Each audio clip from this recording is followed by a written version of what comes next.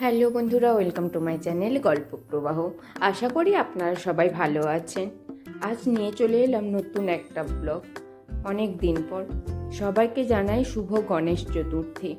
মা আজকে একটু স্পেশালভাবে গণেশকে পুজো করছে। এই দেখুন, এই হলো আমাদের বাড়ির গণেশ।